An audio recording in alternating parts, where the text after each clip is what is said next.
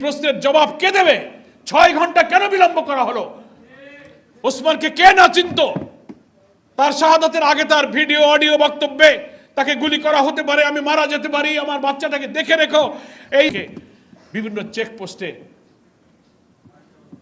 Police এবং বিভিন্ন বাহিনী মোতায়েন করা হয়েছে। কেন এই 6 ঘন্টা সুযোগ দিলেন?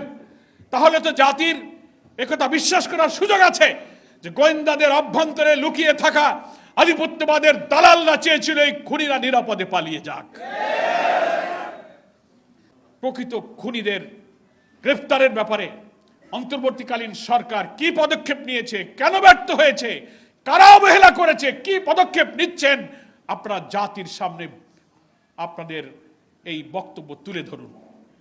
যদি তা না ধরেন তাহলে এই বিশ্বাসে জাতি করবে যারা ওসমানকে খুন করেছে, ওসমানের খুনিদের পালিয়ে যেতে, তার সহযোগীদেরকে প্রশ্রয় দিতে প্রশাসনের মধ্যে ফ্যাসিস্টদের সেই সব সহযোগীরা লুকিয়ে আছে। আপনারা দেখেও জেনেও না জানার না দেখার ভান করছেন। এই বিশ্বাস এই জাতি করবে।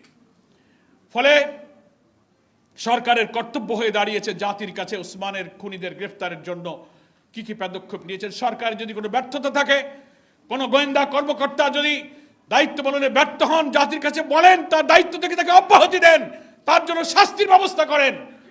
ওসমানের মতো অকুতভয় মৃত্যু ভয়হীন মৃত্যুঞ্জয়ী বীরেরা বিদায় নিয়ে যাবে, আর আমাদের হাজার হাজার কোটি টাকার খাজনা ট্যাক্সের পয়সায় বেতন খেয়ে গাড়ি বাড়ি নিয়ে চাকরি করবেন, এটা জনগণ কখনো মেনে নিতে পারে না। জাতির কাছে এই সত্য প্রকাশ করতে হবে। এটা জাতির কাছে প্রশ্ন। সরকারের এই নীরবতা, আইন মন্ত্রণালয়, স্বরাষ্ট্র মন্ত্রণালয়, সরকার প্রধান, ইন্টেলিজেন্স, অনেক ইন্টেলিজেন্স গভর্নমেন্টের দুনিয়ার চেষ্টার বক্তব্য বা যারা সেখানে কথা বলেছেন, আমাদের আজকের আলোচকরাও বলেছেন, ওসমানের খুনিদের বিচার এবং গ্রেফতার সম্পর্কে সুনির্দিষ্ট কোনো বক্তব্য সরকারের পক্ষ থেকে বলা হয়নি। প্রতিশ্রুতি দিয়েছেন যে প্রিয় হাদি, আমরা তোমাকে বিদায় জানাতে আসিনি, আমরা তোমার কাছে শপথ নিতে এসেছি, ওয়াদা করতে এসেছি। সেই ওয়াদাটা আপনি করুন, আপনার উপদেষ্টাদেরকে বলুন, ইন্টেলিজেন্সের ব্যর্থতার জন্য দায়ী যারা তাদের নাম প্রকাশ করুন, না হলে তাদের বিরুদ্ধে ব্যবস্থা গ্রহণ করুন। তাহলেই হাদির কফিনকে সামনে রেখে আপনি যে ওয়াদার অঙ্গীকারের কথা বলেছেন সেটা সত্য বলেছেন বলে প্রমাণিত হবে।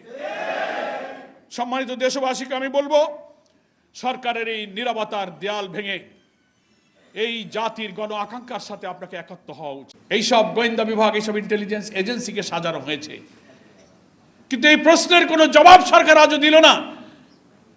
2টার দিকে তার গুলি হলো, আর রাত 8টার দিকে সারা দেশের বিভিন্ন চেক পয়েন্টে চেকপোস্ট বসানো হলো।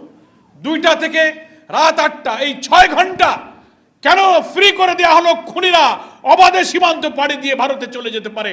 এই সুযোগ করে দেওয়ার পেছনে কি গোয়েন্দাদের মধ্যে লুকিয়ে থাকা ফ্যাসিস্টদের কোনো সহযোগী ছিল কিনা, এই প্রশ্ন জাতীয়। গতকালকে ইনকিলাব মঞ্চের সেক্রেটারি জাবের তার বক্তব্যে একটা দাবি করেছে, অনেক বক্তব্য দিয়েছে, একটা দাবি করেছে, 24 ঘন্টার সময় দিয়ে এসে বলেছে সরকারকে জাতির কাছে অন্তত বলতে হবে ওসমানের খুনিদের গ্রেফতার করার জন্য এই পর্যন্ত সরকার কি কি ব্যবস্থা নিয়েছে, কোথায় দুর্বলতা, কি করতে পেরেছেন, জাতি সেই তথ্যটা জানতে চায়। আপনারা 24 ঘন্টা যেতে আর মাত্র কয়েক ঘন্টা সময় আছে। ইনকিলাব মঞ্চের এই দাবির সাথে আমরা আজকে জামাত ইসলামী